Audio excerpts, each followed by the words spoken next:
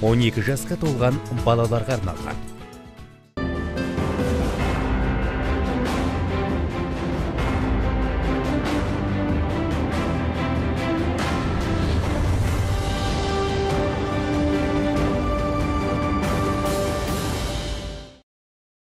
Армысыздар, қадірлі қазақ елі, эфирде жаныңызды жадыратар, тылсым күшке бөлейтін театр әлемі туралы театрым тағдырым хабары. Және мен Жұлдыз Бейсек. Бүгінгі біздің қонақжай төрімізде актер Әбу Шоңбаев. Хош келдіңіз. Көңіл күйіңіз қалай? Жақсы, шүкір. Денсаулығыңыз? Жақсы. Сұхбатқа дайынсыз ба? Дайын.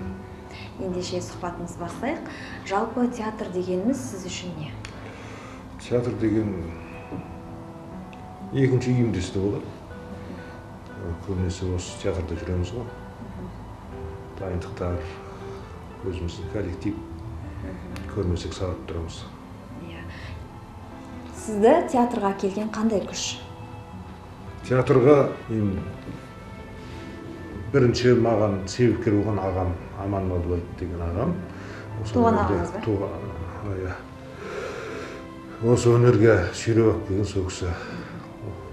Сонан соң ары қарай енді театрдың несін көргеннен кейін өзім ары қарай оқып, қызығып, осы театрда жүрміз ғой, қанша жыл кеткіміз келмейді әлі. Ең алғашқы сомдаған рөліңіз есіңізде ме? Ең алғашқы «О махаббат» деген комедия, Багратион деген. Әркімнің туған жері өзінің Мысыр шаһары деп, сіз туып өскен өлке туралы біле отырсақ. Туған жерім осы Таразда, Сүлейман көшесінде. Сол Сүлейман мектебінде оқыдым, кішкентайымнан. Ата-анаңыз осы өнерге жақын адамдар болды ма, әлде басқа саланың? Жоқ, мен ата-анам өнерге жақын емес. Мен ағам, сол алып келген ағам болды өнерге. Ал ата-анам ол қатысы жоқ өнерге. Сіз осы актерлық мамандықты таңдаған кезде ата-анаңыз қарсы болған жоқ па? Жоқ, қарсы емес, өнерге оқушылар. Осында оқыдыңыз ба, оқу орнында? Иә, осы өнер және мәдениет және өнер колледжі ашылған етін. Сол жерде оқып, кейін өкінішке орай жабылып қалды, кәсіпкерлік колледжі ғой. Сол жерде оқығанбыз. Отбасыларыңызда сізден басқа ешкімде өнер жоқ па? Өнер саласында емес қой. Отбасында жоқ. Балаларым отбасында. Балаларым өнерде. Ата-анаңызда? Ата-анамыз жоқ. Бауырларыңызда? Бауырларым енді ағам, балалары, ағам бәрі өнерде олар. Музыка саласында? Музыка саласында олардың бәрі. Жаңа өзіңіз айтып қалдыңыз, ағам Аман Малдыбаев ұстазым деп. Ол кісі сізді қалай тәрбиеледі? Қай жерден көріп қалды бойыңыздағы қасиетті? Қай сыныптан бастап сізге тәрбие берді? Ол кісі өнерге енді мені де біраз тартты, домбыраға да, музыкаға, бірақ енді менде музыкальный онша слухым жоқ. Сонан кейін осы өнерге алып келді, осы актер өнерді, осыны егер ұнаса, ары қарай алып кетерсің бірдеңе болса да. Ол кісі демек сіздің ұстазыңыз мұғалім болды ғой? Енді алғашқы ұстазым мұғалім сол кісі ғой. Тәрбиелеген, өнерге жақын алып келген. Бәрекелді, тамаша. Қандай рөлдер сізге жақын? Комедиялық, трагедиялық? Маған комедия негізі ұнайды көбінесе. Кімдерді сомдадыңыз сол жанрда? Сергелдеңде Нұрбайды, Дабана, Багратион, Алтын дуалда Қылышбек, сол сияқты рөлдер. Бәрекелді. Балалық арман? Арман көп қой, арман даусылмайды ғой. Балалық арман сізді осы театрға жетектеп әкелген? Жоқ, мен балалық арман. Басқа болады? Басқа болады. Ұстаздарыңыз туралы айтсаңыз? Ұстаздарым ең бірінші осы колледжде оқып жүргенде Есілбек Беймырзаев деген ағамыз. Ол кісі бірінші азбукасын үйретіп осы театрдың. Сонан соң Қуандық ағамыз көп жыл осы жерде тәрбиелеп, үйреткен, сахнада жүріміз, тұрымызды, сөйлеуіміздің бәрін үйреткен сол кісілер. Осы кісілер ағаларымыз, осы театрдың үлкен кісілері көп сабақ берді, үйретті. Сол кісілерге қарап үйрендік көп нәрсені. Тамаша, бәрекелді. Жалпы сіздің өзіңіздің жүрегіңізге жақын қай рөл? Сомдаған кейіпкерлеріңіздің ішінен. Маған бәрі ұнайды өзіме. Егер жақсы шығып жатса бәрі ұнайды. Көңіліңіз толмай қалған рөлдеріңіз болды ма? Мынаны бұдан да мықты ойнауыма болар еді, жетіспей қалды дегендей. Бұрынғы спектакльдерді ойлап отырсам қазір, бір әттеген-ау дейтіндер болады. Бірақ енді сол кезде маған солай болып көрінді сол рөлдер, образдар. Қазір енді басқаша ойнар ма едім қазір келіп Демек, отыр. уақыт өткен сайын тәжірибеңіз толыса түскен ғой. Мүмкін. Бәрекелді. Жалпы өзіңіздің емтихан тапсырған кезде оқуға түсер алдында қандай этюд сомдап едіңіз? Есіңізде ме? Қазір есімде жоқ. Есімде жоқ қазір. Ендеше сіздің ойнаған рөлдеріңізден үзінді тамашалайық. Мен бұрынғы баяндасам болады. Мен үйістен қызыл темір алмаймын, ресімден әлі. Сосын қызмет қолдасын. Барлығы енді осында басталды. Адамдармен тіл табысып, жұмыс істеу деген талап деген жоқ. Мен қазір жоқ. Сен жоқ. Қазір жоқ. Құсымрен жоқ. Мен еді.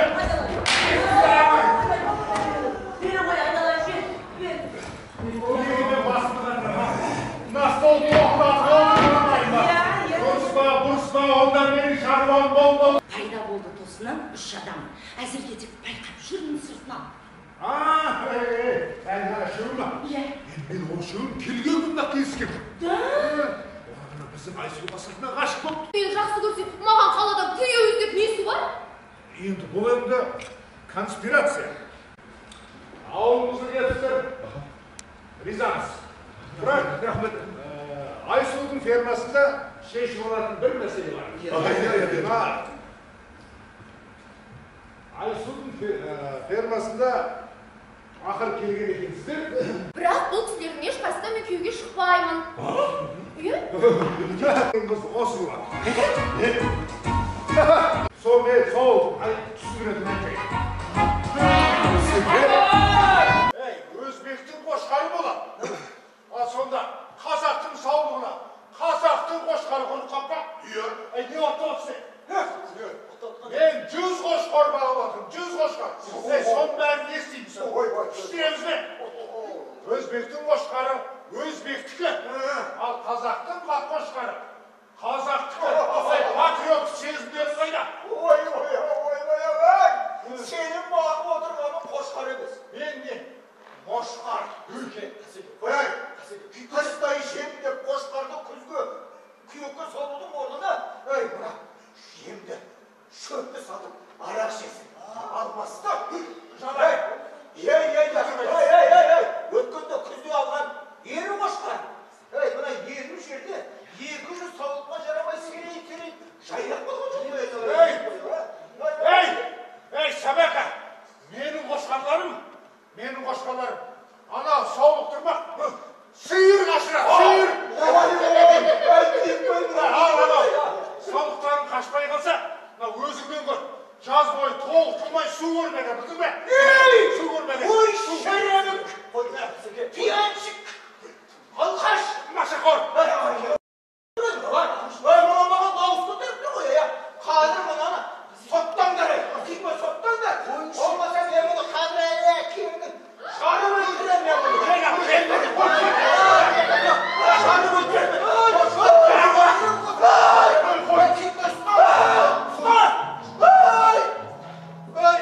Мені салдыңдар. Сонда қошқарда болады, бұқада болады, сиырда болады, бәрін қашасында саулықтарым деген ғой. Отырыңыз балам, неге келмеді?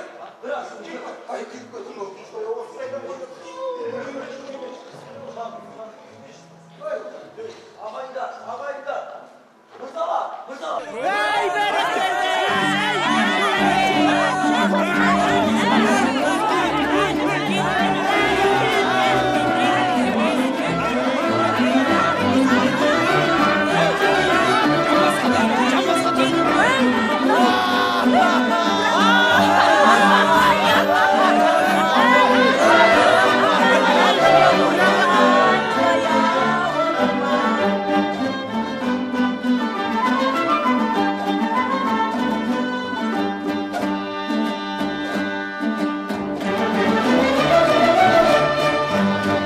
Ал жәке, біздің аш жиынымызға келгеніңізге маңда бір алғыс.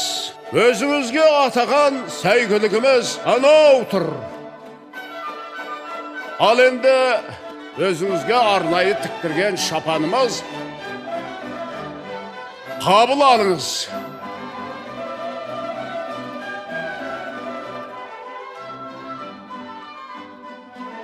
Ассалаумағалейкум, Жамбыл ата. Уағалейкумассалам. Қай баласың? Мен өмірде өнер іздеп жүрген жас бала едім.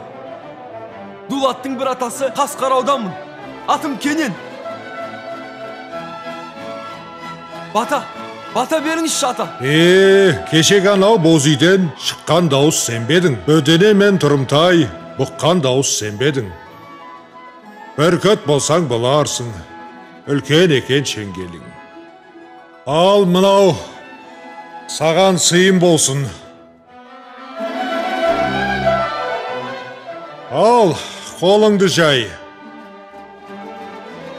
Кенен деп жүр ғой елдің бәрі. Осы тойға жиналған жаспен кәрі. Сәлем берсең қарағым бақытты бол. Бабалардың балаға көшкен нәрі. Ақынды қораздан да үзілмеген. Сарбас әлмен ақынды кім білмеген. Бабаның батасынан деген ақыл, жас жүйрікті жарамас тізгін деген. Құдай сені сақтасын кесірінен, жар бағатын жапалақ құзғын деген. Досың болсын Алатау аспаныңда, қыран құстай шырқағын қызғын дөлем. Әумин.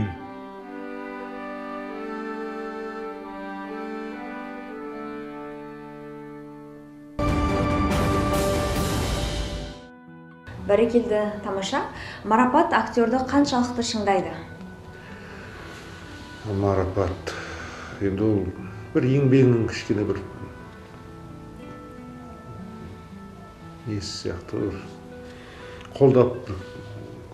қолдауы сияқты бір көмектесіп бір мынау ескеріп атқаны ғой. Сол шығар басқа демеусі ескеру. Осы уақытқа дейін қанша рөлді, қанша кейіпкерді сомдадыңыз шамамен? Шамамен көп деп айтамайын, бірақ енді бар. Жас кезде көбінесе. Басты рөлдерде? Басты рөлде менде көп жоқ, себебі менде екінші пландағы рөлдер көбінесе рөлдер болды. Оны сіз өзіңіз таңдап аласыз ба, әлде режиссер боласыз? Жоқ, режиссер мен береді рөлді. Қандай рөл болса да. Сіздің ұнамайды деп айтуға хақыңыз жоқ. Жұмысымыз қалай? Нан жеп отқаннан кейін осы жерде қандай рөл болсын, біздің міндетіміз шығару ғой. Ол образы қалай шыққанын енді көрерменнің өздері айтады енді. Енді театрға сол қойылымдарды қойғаннан кейін көрермендерден алған ерекше ықылас. Көрермендерден шапалақ ұрып марапаттап жатса сол ғой. Кейін келіп өзіңізге мына рөл өте керемет болды деген сияқты айтқан болды ма? Кей кезде айтады, мына рөлің жақсы екен деп. Кей кезде болады, онда қуанып қаласың, жақсы. Кей кезде өзіңе де көңіл толмайтын рөлдер болады. Болады әртүрлі. Бәрібір дейміз. Ең бірінші сізді кім бағалайды сомдаған рөлдеріңізден? Бағасын беретін кім? Көрермен басқа. Көрермен егер дұрыс қабылдап жатса, байқайсың өзіңді кішкене. Жақсы. Қандай режиссермен жұмыс жасағыңыз келеді? Алдағы уақытта арманыңыз бар ма? Мен білмеймін, қандай режиссер. Қандай режиссер болса да жұмыс істей беремін. Негізі әртүрлі режиссермен жұмыс істеуге жақсы ғой. Неше түрлі режиссерлардың несін білесің. Шыңдайды дейсіз ғой? Шыңдайды. Болашақта киноға түсу ойыңызда жоқ па? Ұсыныстар беріліп жатса? Ұсыныс беріліп жатса, енді ол да бір өнердің бір түрі ғой енді. Ол да қызық, неше түрлі киноға түскен. Бірақ театрдан қол боса жатса, қуана-қуана барамыз. Бәрекелді. Енді өзіңіз көп іс-сапарларда болатын шығарсыздар. сол кезде басыңыздан өткен бір қызықты жайттар болды ма? Басқа жаққа, басқа облысқа қойылымдарды қойған кезде көрермендерде бір басқаша ілтипат алып, қызықты оқиғалар? Басқа театр, басқа атмосфера, зритель басқа, көрермен басқа, енді басқаша әсер болады олардан. Олардың қабылдауы да басқаша. Кейде бізде жақсы өтіп жатқан спектакльдер о жақта кейде өтпей қалуы мүмкін. Олардың көрермен егесе жақсы қабылдауы мүмкін. Мысалы жақсы спектакль бір болады, әртүрлі жағдай болады о жақта енді. Былай айтқан есімде жоқ енді көп. Мына кейіпкерді сомдасам екен деген арманыңыз? Ондай маған қандай рөл береді, соны мынандай арманым жоқ енді. Мынау рөлді тек қана осыны ойнасам деген. Маған рөл берсе енді шамам келгенше жақсы ойнауға тырысам, бұйыртқан рөлімді. Бірақ енді армансыз ойды бір жақсы рөл ойнағым да келеді. Үлкен образ, масштабтағы енді. Енді ол режиссерлар қандай образ қалып, пешінеміз қандай рөл бұйыртады, білмеймін. Әлде енді талай рөлдер кездесін шығар. Театрдың бүгінгі қоғамдағы рөлі туралы не айта аласыз? Жастарды тәрбиелеудегі маңызы қаншалықты? Театр қоғамда енді ол тәрбие, егер көрермен келіп жатса, жастар түсініп келіп жатса, ол үлкен мәні бар нәрсе ғой. Кинодан бөлек көзінше тірі организм. Театр келген адам ол сыртта басқа жерде бір бұзушылық жасап, бір тәртіпсіз нәрсе жасамайды, ол кішкене өзін тәрбиелеп кетеді. Театр тәрбиелейді адамды. Этика, эстетика кішкене. Сіздің тағдырыңызға қаншалықты әсер етті театр? Театр. Білмедім. Бірақ театр адамды өзінде тәрбиелейді, санасын тәрбиелейді, кішкене жүріс-тұрысын түзейді, адамгершілікке, көзқарасын жөндейді, қоғамға деген, адамдарға деген. Ол әр ойнаған рөлдерінен кішкене бір сабақ аласың өзіңде. Образдарында. Егер балаларыңыз сіз секілді өнер жолын қуып, актер мамандығын таңдаса, сіздің жауабыңыз қандай болмақ? Олар енді қазір өз оқуларын таңдап алды. Қазір екеуі музыкант. Музыкаға кетіп қалды, өнерге.